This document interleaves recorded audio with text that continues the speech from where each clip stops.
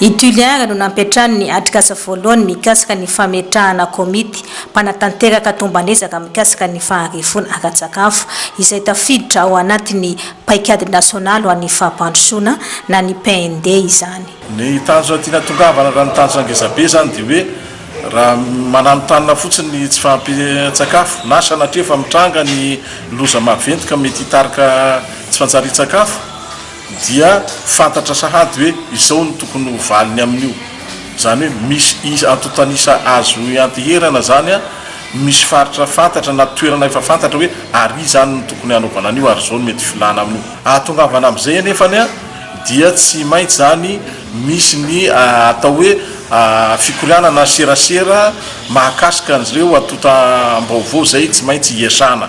Tombony lehibe ho an'ny faritra tsy mandrefana kosa ny fanatanterana ity atrikasa ity aty Ituliara. Karaha ohatsaka ny fidy an'ity faritra tsy mandrefana ity ny fitondram-panjakana hanaovana an'ity atelier ity dia rariny tokoa zay zavaty zay satria isan'ny faritra anankiray zay somary sahirana ihany ty faritra ity zany na eo amin'le resaka haitany zany ratsika malala na eo amin'le fisiany andiam-balala aty daholo misy an'izay ny fisian'ny tondradrano mateteky ny fandalovany cyclone izay miteraka reny zavatsy reny miteraka an'izay tsy fahampian-tsakafo zay.